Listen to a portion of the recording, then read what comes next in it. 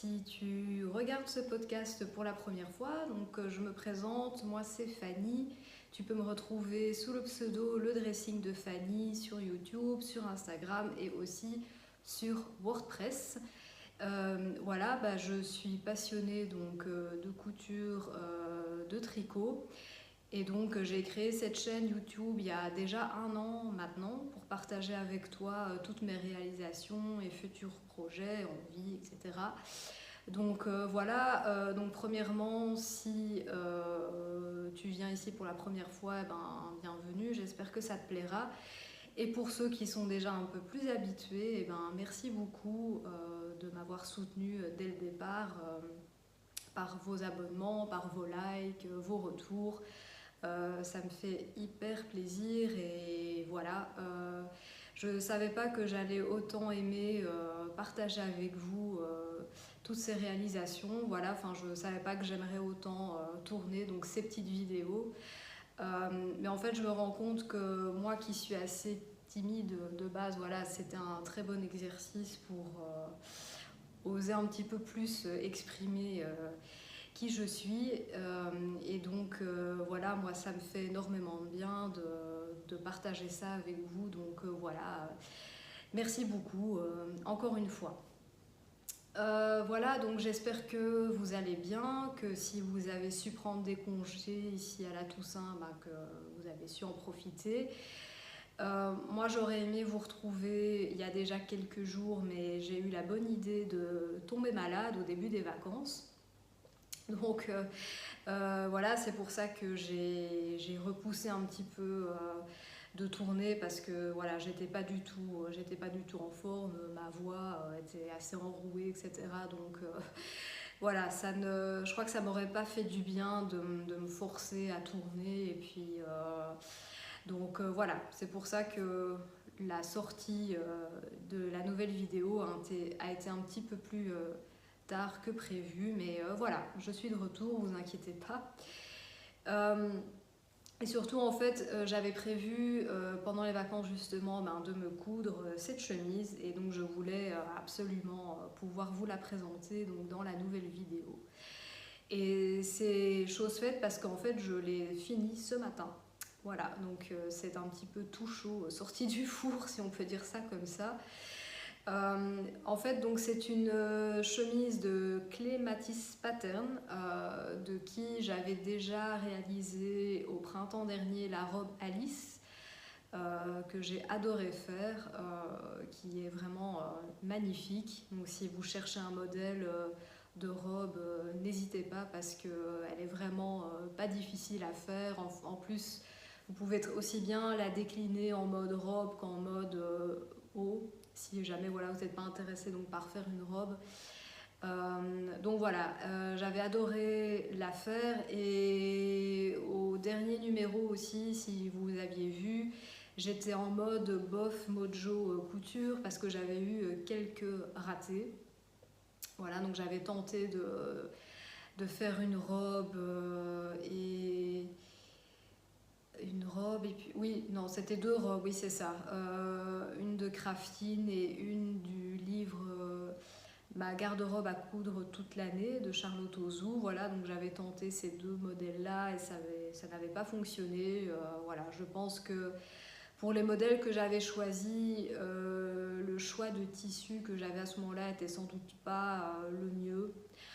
Donc voilà, comme j'avais dit, c'était un petit peu frustrant sur le moment même, mais bon, ça ne m'a pas empêché d'acheter de nouveaux tissus en fait pour refaire d'autres choses, dont celui-ci.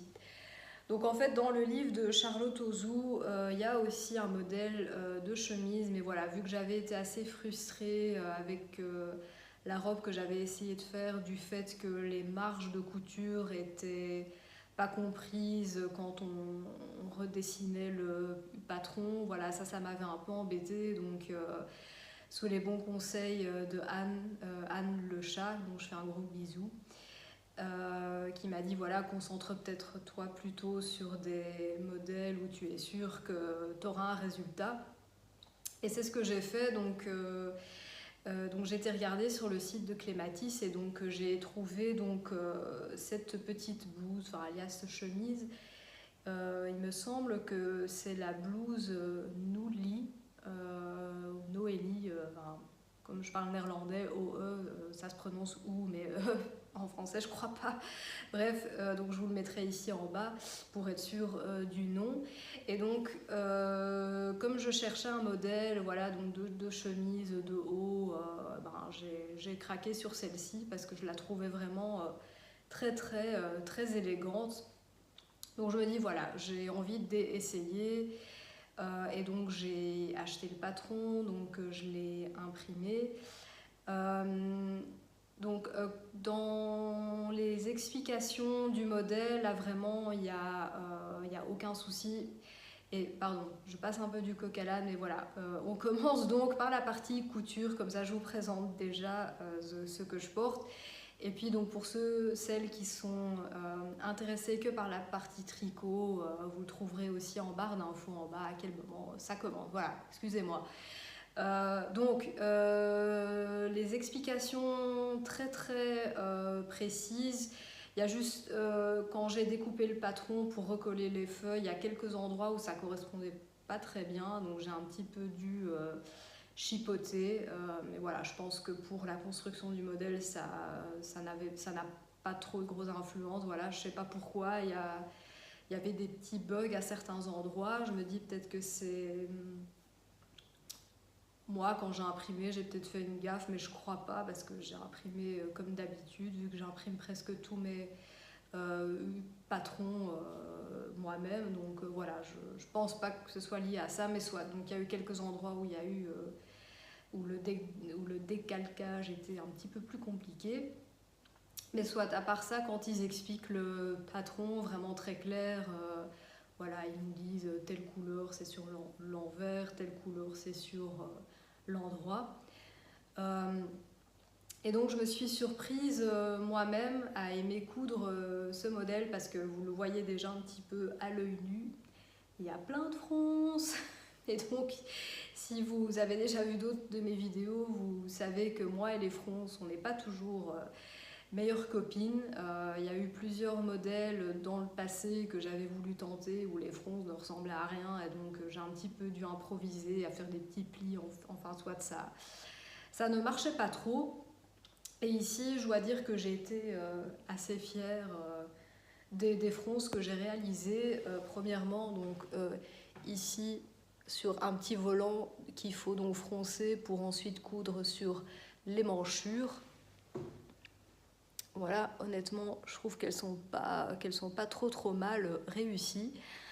En plus aussi des fronces ici tout le long du col.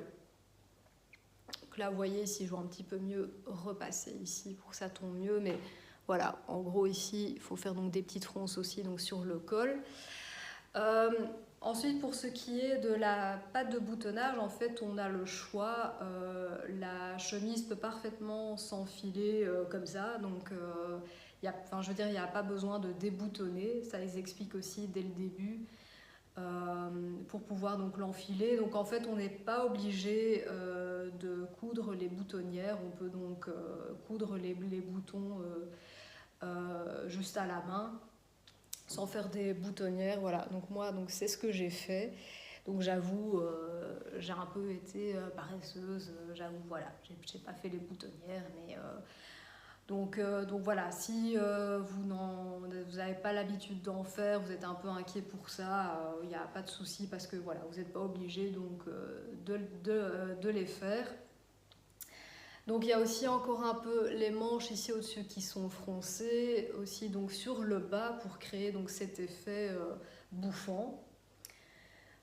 Et donc le tissu, là je suis assez content, donc c'est un tissu donc très fluide, donc je pense que c'est une viscose mais je suis plus certaine, je vous le mettrai aussi en bas dans la barre d'infos. Il me semble que j'ai acheté, oui, chez Crafting Mercerie. Voilà, donc un joli tissu avec des petites roses. Donc vraiment tout à fait, si vous avez déjà vu beaucoup de mes vidéos, voilà, vraiment tout à fait mon style. Voilà. Voilà, un côté donc bouffant aussi donc sur les manches. Et alors la particularité aussi, c'est que donc sur le haut, en fait, il faut froncer ici donc une petite partie donc du haut et aussi donc dans le dos. Ça vous allez pas bien voir parce que je ne vois pas dans le dos. Et donc, ce qui vous demande de faire là, c'est de réaliser donc ces petites fronces avec un fil smock, donc un fil élastique, que donc il faut insérer dans la canette de sa machine à coudre. Donc, ce qui fait que ça remplace donc le fil qui se retrouve donc sur l'envers du vêtement. Donc je vais vous insérer une petite photo aussi pour comme ça vous voyez à quoi ça ressemble sur l'envers du vêtement. Et donc c'est ce fil élastique en fait qui crée donc ces toutes petites fronces.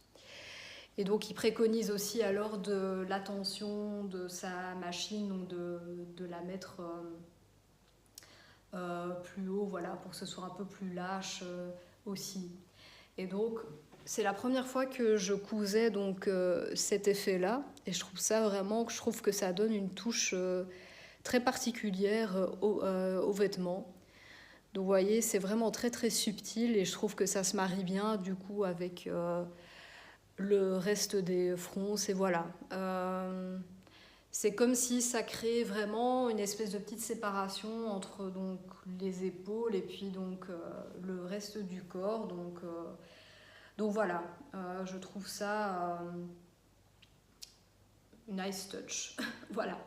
Donc qui peut peut-être faire peur au premier abord si vous voyez le vêtement, mais honnêtement, voilà, comme je vous dis, il vous guide très très bien. Donc elle m'a tellement plu à coudre qu'à mon avis j'en ferai une autre cet hiver aussi, je crois, parce que c'est vraiment une très très belle pièce, voilà, que ce soit pour aller travailler ou voilà, pour sortir, voilà, j'en suis vraiment très très contente. Donc je suis contente, voilà, de m'être lancée dans ce modèle. Et puis voilà, donc je pense aussi de Clématis Pattern à me coudre un pantalon en tissu bleu marine noir aussi assez basique. Voilà, un petit peu lâche au niveau donc des hanches et des jambes, voilà, pour que ça soit un petit peu élancé. Donc ils ont un modèle comme ça, je l'ai déjà vu donc sur leur site, donc à mon avis je vais me lancer là-dedans aussi cet hiver. J'espère que ça se passera aussi bien donc que cette chemise. Voilà, alors à part ça aussi en couture, comme j'ai dit, donc la dernière fois je vous avais montré donc une robe que j'avais tenté de faire de crafting, mais donc qui n'avait pas réussi. Donc comme j'ai dit, je crois que le choix de tissu n'était pas bon pour ce modèle-là. Donc j'ai plus de photos vraiment à vous montrer, mais voilà, je me réfère à ma vidéo précédente. Voilà, si vous voulez voir le fail, voilà, vous pouvez donc retourner donc sur cette vidéo. Bref, donc le tombé, le rendu de la robe était pas ce que je voulais. Je trouvais que ça faisait mémé. Enfin bref, j'étais pas contente. Mais en fait, vu que j'avais acheté vraiment beaucoup de ce tissu, parce que voilà, c'est un tissu que j'avais déjà dans mon stock depuis pas mal de temps et que je trouvais vraiment très beau, et je me dis oh, c'est dommage que ça n'a pas marché, parce que je voulais vraiment faire un beau vêtement avec ce tissu parce que je l'aime beaucoup. Et donc j'ai cherché des solutions. Je me suis dit bon, est-ce que je peux pas essayer de quand même réutiliser le tissu du coup, plus pour faire une robe mais pour faire autre chose. Et donc c'est ce que j'ai fait. Donc j'en ai profité avec les restes de tissu et aussi le bas de la robe. Je l'ai réutilisé donc, pour faire autre chose. Donc je vais vous le montrer tout de suite. Tadam! Voilà, donc en fait il s'agit de la jupe Chardon de Direndo. une jupe que j'avais déjà cousue lors du tout premier confinement, mais voilà, je tournais pas de podcast à ce moment-là, donc je l'ai jamais montré ici.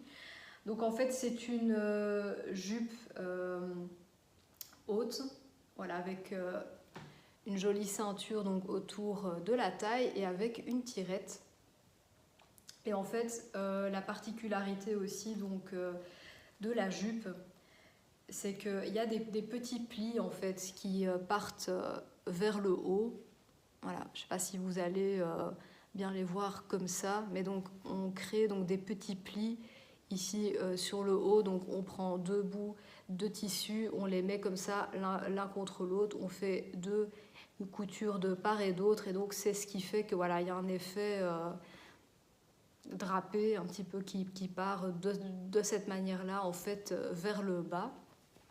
Donc on en fait plusieurs en fait tout le long donc de la jupe. Et donc voilà, c'est pas un modèle très compliqué, donc avec ce que j'avais encore de tissu. Enfin non, je crois que je me suis entièrement servi du bas de la robe que j'avais foirée pour faire cette jupe, sauf peut-être donc la ceinture à la taille, ça c'était donc d'un reste de tissu. Et donc voilà, j'ai été acheter donc une fermeture éclair dans les mêmes tons. Voilà, donc juste en bas, tout ce qu'il y a, donc c'est un petit ourlet. Voilà, donc c'est pas une jupe vraiment très compliquée. Mais voilà, avec ce tissu, je trouve vraiment que ça rend bien. Ah oui, juste, je n'ai pas fait les poches. Normalement, vous avez le choix de pouvoir faire des poches, mais les poches, moi, dans les jupes, en général, même dans les robes, je les utilise pas. Donc, pour moi, je ne voyais pas l'intérêt de les faire. Donc voilà, je l'ai faite sans poche. Mais voilà, je suis très contente du résultat. Voilà, donc ce tissu, encore une fois, donc je le trouve vraiment magnifique dans les tons donc moutarde. Et donc je suis contente parce que ça aurait vraiment été dommage, voilà, de gâcher ce tissu et de ne rien pouvoir en faire. Et donc je suis contente parce que c'est une jupe voilà, qui est quand même assez longue. Je me demande si je ne l'ai pas faite plus longue que ce qu'elle devrait être, je ne sais pas. Mais en tout cas, moi, ça me convient parce que, voilà, peut-être en hiver, elle serait peut-être un chouïa, peut-être un peu trop frisquette, mais je suis même pas sûre. Mais donc, voilà, en tout cas, pour l'automne, avec des bas, voilà, c'est l'idéal. Donc voilà, comme quoi, si vous ratez un vêtement, n'hésitez pas à essayer quand même de réutiliser donc le tissu pour faire autre chose. Voilà, ça peut fonctionner. Donc très contente de la récupération. Alors, autre vêtement que j'ai retravaillé par rapport à la première fois que je vous l'ai présenté, donc c'est ce blazer-ci. Donc c'était un patron que j'avais reçu dans la box couture de Craftine de décembre 2020. C'était pas ce tissu-là, le tissu qu'on avait reçu c'était un bleu que j'ai utilisé pour faire une jupe longue. Mais je trouvais le modèle du blazer vraiment très beau, donc je m'étais dit j'ai quand même envie de le faire, et donc j'avais acheté donc ce tissu vert confetti, voilà. Et donc ce que je vous avais montré aussi la première fois, je sais plus quel podcast c'était, à mon avis ça devait être au printemps je crois, je suis plus certaine.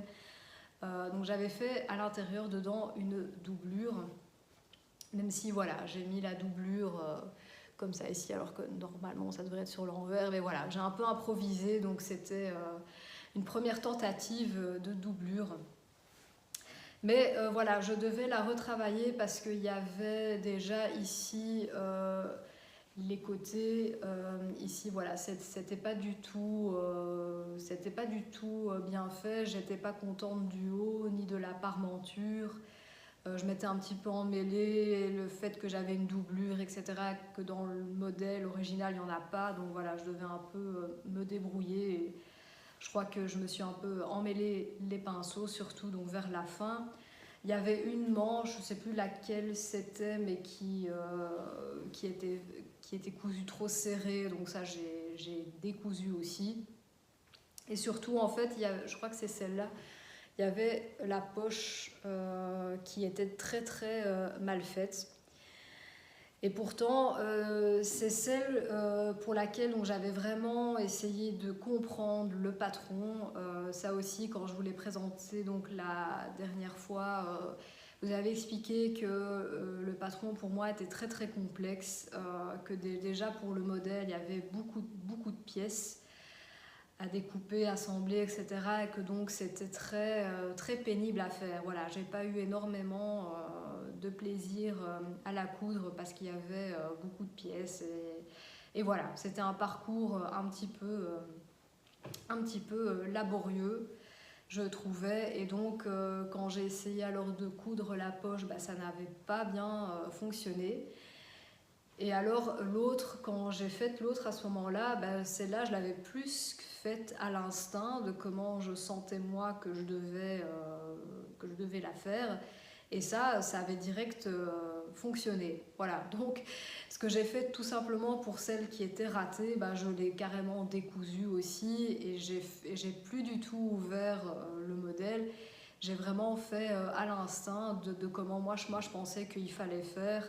Et donc, je pense que j'ai eu raison parce que, vous voyez ici, donc, il y a la doublure blanche donc, à l'intérieur.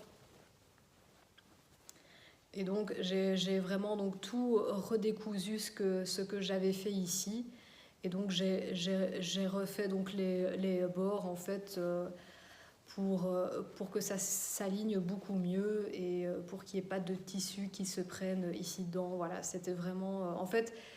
Dans l'autre version, je pense qu'il y avait trop les coutures intérieures qui ressortaient. Donc voilà, j'avais pas bien compris comment donc il fallait faire. Et ici, voilà, c'est déjà beaucoup mieux.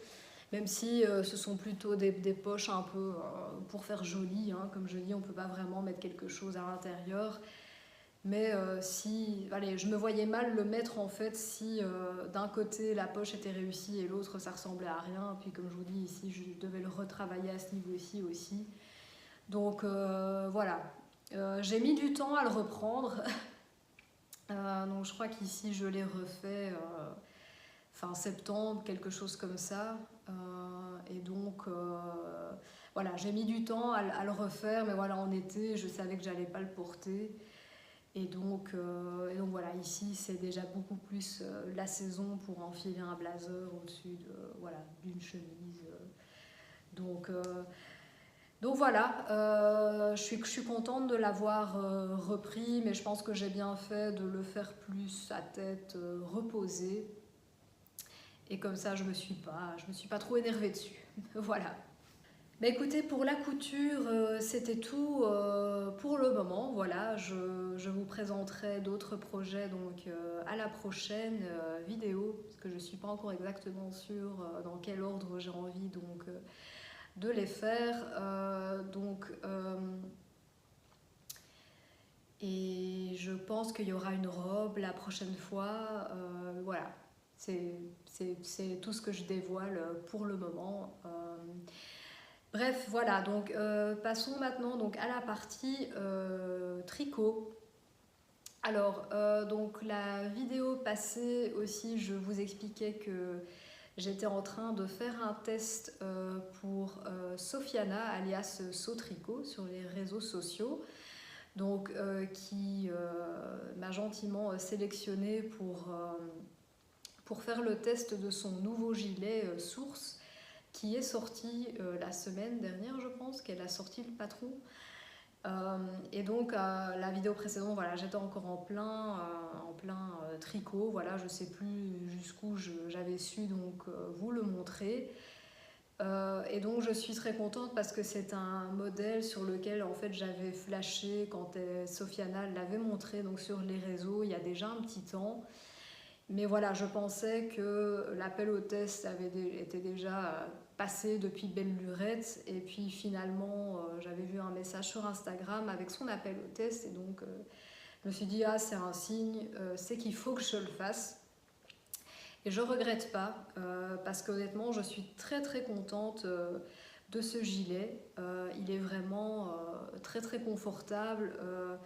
Le design me plaît énormément. Voilà, je vais vous montrer. Donc déjà, ce qui me plaisait, c'était qu'en fait, par rapport à d'autres gilets donc, que j'ai fait, il n'y a pas du tout en fait, voilà, de dentelle sur le corps. Donc le corps est fait entièrement donc, en jersey. Par contre, il y a tout un motif donc, de dentelle à suivre qui commence en fait dès le col. J'espère que vous allez bien voir. Donc, dès le col ici. Et en fait, ce modèle, ce motif pardon, de dentelle continue sur toute la bordure. Et la particularité aussi, donc chose que j'avais jamais faite, c'était qu'en fait, pour le bas du gilet, on fait donc également un rabat en dentelle. Au lieu donc de faire un rabat maille par maille, voilà, on le fait donc via la bordure. Et je trouvais ça très très très original. Donc j'avais jamais utilisé cette méthode. Et donc, on a aussi, bien sûr, tout un motif à faire voilà, sur les manches. Voilà, donc un espèce de petit zigzag tout le long donc, des manches. Et voilà, après, on fait un tour de diminution et puis donc on fait un I-cord pour la bordure ici. Donc pour le reste, voilà, c'est une construction assez classique en fait. Hein. Donc ce sont des mailles montées. Donc on fait d'abord ici aussi un motif pour les épaules. Et puis donc on met ces mailles alors en attente. Et puis donc on monte après donc les mailles pour les manches. Donc une fois avoir fait le corps.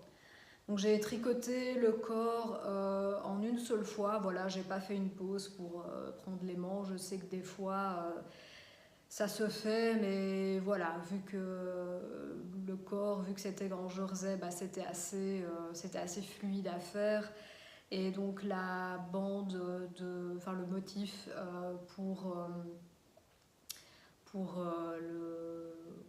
la bande sur le côté, pardon, trou de mémoire. Donc la dentelle était assez facile donc, à retenir aussi. Voilà, donc vraiment très très chouette donc à tricoter. Par contre, donc ça j'avais dit aussi à Sofiana comme feedback, si vous n'avez jamais tricoté de gilet avant, par contre je ne vous conseille pas de commencer avec celui-ci parce qu'il y a quand même, comme j'ai dit, beaucoup de dentelle, beaucoup de mailles à certains moments à mettre en attente, etc. En fait, pour moi, la construction d'un gilet est quand même très très différente de celle d'un pull. Donc même si vous avez déjà fait quelques pulls, dès que vous allez lire en fait un patron d'un gilet, surtout tricoté en aiguille circulaire si vous êtes habitué à ça, pour moi la construction est quand même très différente et donc il vaut mieux que vous ayez déjà fait un gilet pas trop compliqué avant pour comprendre en fait c'est quoi la manière de fonctionner pour expliquer le modèle en fait. Voilà, je ne sais pas si ce sera très clair mais pour moi voilà, si vous avez jamais fait de gilet avant, il vaut mieux que vous ayez déjà en tête comment est construit un gilet pour vous attaquer à ce genre de modèle-ci en fait. Voilà, donc voilà, si vous avez déjà fait plusieurs gilets, voilà, vous inquiétez pas, il est super chouette. Alors comme laine, ça aussi, donc je suis assez fan, donc je voulais dans les tons laine, dans les tons bleus parce que j'ai pas encore beaucoup de vêtements donc dans ces tons-là, alors que pourtant c'est une couleur que j'aime beaucoup. Et donc j'ai choisi de la Tweed Delight, je pense que ça s'appelait, donc que j'ai trouvé sur le site Hobby. Donc c'est vraiment une belle laine bleue. Là, c'est mon reste de laine, vous n'allez peut-être pas spécialement voir, mais donc il y a des jolis donc, speckles qui ressortent donc assez bien. Et donc c'était une laine DK, je crois que c'est DK, oui. Donc vu l'épaisseur, oui, parce qu'il est vraiment chaud. D'ailleurs voilà, je vais quand même vous l'enfiler pour que vous ayez une meilleure idée de à quoi vous attendre. Voilà. En plus, je trouve qu'il ne va pas trop mal avec cette chemise. Voilà, donc comme je vous le disais, donc on a toute la bande ici sur le côté, donc qui est fait donc en dentelle, qui donc est assez contrastant donc avec le reste du corps donc en jersey. Donc voilà, c'est un joli petit touch. Et voilà donc la dentelle aussi donc sur le bas du gilet et donc sur les manches. Voilà, les manches, je voulais les faire un petit peu plus courtes que ce que le patron préconisait. Là, c'est vrai que j'aurais pu les faire 1 cm ou 2 quand même un petit peu plus long. J'avais peur en fait vous voyez, de devoir à chaque fois les retrousser, mais bon, finalement, j'aurais pu les faire quand même un chouïa plus longue. Oui, et ça ici, ça c'est un petit accident de parcours. En fait, j'avais eu peur à un moment de manquer de laine. Et du coup, en fait, je me suis dit, c'était la première manche que je finissais.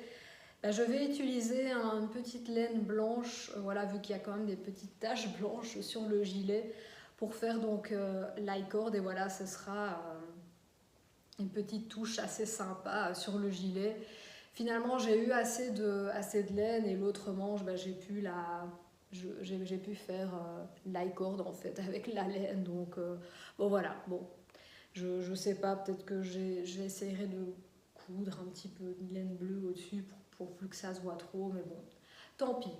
Enfin, quoi qu'il en soit, comme je vous dis, donc vous le voyez, très confo.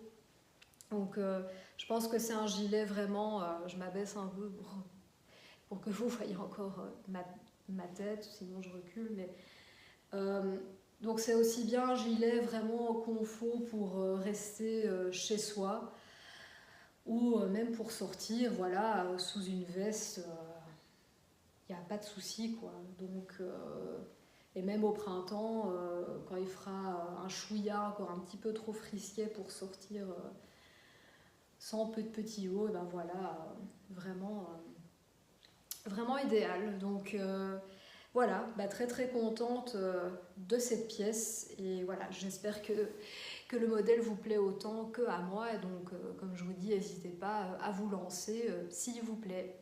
Sinon, à part ça, en tricot, si vous me suivez depuis quelques épisodes, ça fait donc quelques épisodes que je vous parle de mon fameux gilet Land de Atelier Émilie, que je n'ai toujours pas fini parce qu'il est vraiment... j'ai fini le corps et je suis occupée donc à la première manche, ça c'est déjà ça. Mais donc voilà, le corps m'a quand même pris pas mal de temps, voilà, parce que c'est plus de 50 cm, donc c'est vraiment... et en côte perlée. Donc voilà, ça prend, si vous connaissez cette technique, c'est vraiment, ça prend déjà plus de temps que des côtes. Déjà moi, pour faire des côtes ordinaires, je mets beaucoup plus de temps que voilà, si c'était endroit envers, un rang sur deux. Mais des côtes perlées, je peux vous dire que ça prend encore plus de temps. Donc voilà, c'est pour ça qu'il n'est pas encore fini, mais il le sera très bientôt. Et donc au prochain épisode, je vous le présenterai en une fois. Voilà, comme ça vous verrez donc le vêtement en entier. Et donc je vais alors passer à une envie donc, de futurs projets. Donc ça fait déjà quelques mois sur Instagram que j'ai découvert une designeuse, je vais y arriver, norvégienne, qui s'appelle Fable Knitwear. Comme d'hab, je vous mettrai donc les infos en barre d'infos. Et en fait, j'avais flashé sur ces modèles que j'avais vus donc sur Insta et sur son Ravelry parce qu'ils ont un côté très très élégant, romantique. Enfin voilà, je sais pas, on ne sait pas toujours forcément expliquer pourquoi on craque sur des modèles d'une designeuse plutôt que sur des autres, mais voilà, moi ça me donnait. C'est un peu aussi, ça a un air un peu vintage, mais aussi quand même une élégance moderne. Enfin voilà, si vous ne connaissez pas, voilà, je vous conseille d'aller voir ce qu'elle propose, comme ça vous aurez une meilleure idée de ce que je veux dire. Et alors, le premier patron que je viens de lui acheter, c'est le Norma Jean. Donc c'est un pull. Je vais vous mettre une petite photo aussi. Donc en fait c'est un pull assez basique parce que si je ne me trompe pas il est fait tout en jersey. Mais donc ce que je trouvais attrayant, c'est d'abord, vous avez vu sur la photo, c'est le choix de laine qu'elle avait utilisé. Et donc quand j'ai fait le choix donc, de ma laine, je voulais aussi avoir quelque chose qui sort un peu donc, de l'ordinaire, donc plus mettre l'accent cette fois donc, sur la fibre et là une couleur plutôt donc, que le modèle en fait finalement. Et en fait ce que j'aime particulièrement aussi, c'est qu'il est assez cropped. Et moi ça m'arrange parce que déjà, déjà de base donc les pulls que je tricote, je les tricote toujours un chouïa plus court que ce qui est préconisé. Parce que vu que je suis assez petite et que je porte plutôt des tailles hautes en pantalon, voilà, si le pull tombe trop bas, je trouve que chez moi ça n'est pas très beau. Et donc c'est pour ça que voilà, un pull cropped de base, j'aime bien. Surtout que ça peut facilement aussi se mettre par exemple sur une robe si on veut, voilà, ça peut être très beau aussi. Et donc ce que j'ai choisi alors comme laine, c'est aussi une laine que j'ai trouvée donc, sur Hobby. Donc c'est Tweed Dreams. Et voilà, j'espère que vous allez bien voir. Donc c'est sur une base plutôt rose, léger, et donc aussi avec des petits speckles de rose un peu plus foncé et un petit peu de brun aussi. Voilà. Donc au départ, j'avoue que quand j'ai vu la couleur sur le site, je l'imaginais un peu plus crème, mais voilà, finalement, je la trouve très très belle aussi. Et donc, je crois que voilà, ce sera un chouette pull aussi basique, entre guillemets, à mettre. Donc voilà, j'ai hâte de le tricoter. Et il y en a encore un autre de Fable Knitwear que je compte faire cet hiver. Mais je vous en parlerai plus la prochaine fois. Je crois que ce sera un petit peu plus concret. Voilà, déjà, j'ai pas retenu le nom du modèle, excusez-moi. Et il est aussi avec des manches un peu bouffantes. Il y a aussi de la dentelle le long du corps. Enfin voilà, j'avais flashé dessus depuis un certain temps et voilà, je crois que je vais enfin donc me lancer. Donc voilà, jusqu'à la fin de l'année, ce sera plutôt pull pour moi niveau tricot parce que j'ai quand même tricoté pas mal de gilets ces derniers mois et donc voilà, je veux me reconcentrer pour le moment donc sur des pulls pour affronter le rude hiver qui arrive. Donc voilà, plutôt pull pour ma part. Je veux peut-être aussi me faire un bandeau pour les cheveux avec quelques restes de laine que j'ai encore. Et ça aussi, ça fait des mois que je le dis, peut-être un châle. Voilà, donc ça aussi, c'est plutôt à faire avec des restes. Donc voilà, à voir. Ça, c'est encore quelques envies comme ça, mais je pense que les deux pulls ici, ce sera vraiment donc sur le haut. de ma to-do list. Voilà.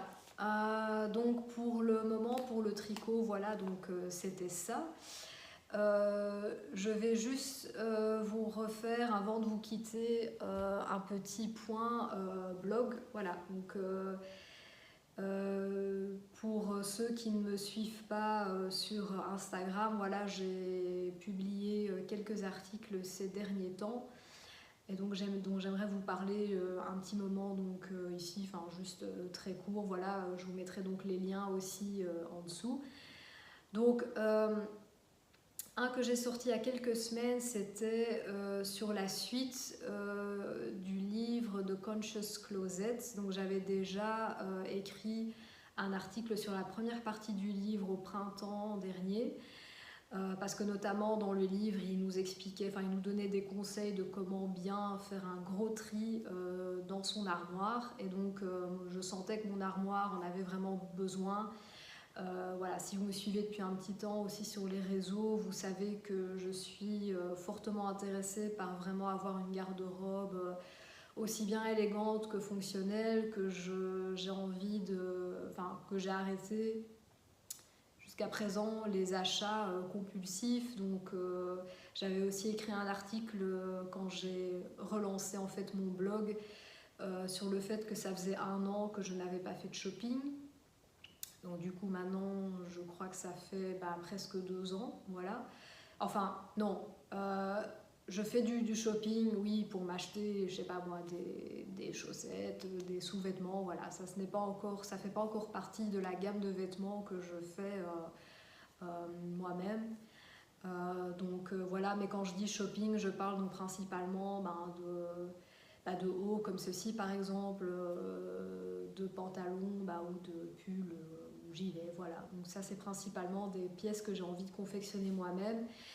Et donc voilà, je sentais que ma garde-robe qui devenait un petit peu entre des achats que j'ai fait il y a X temps mais que je ne me souviens même plus que j'avais fait, et de plus en plus de pièces faites main.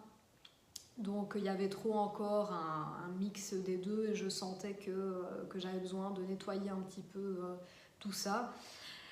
Donc c'est ce que j'ai fait à ce moment-là, donc grâce aux conseils, avec les conseils du livre. Donc voilà, si ça vous intéresse,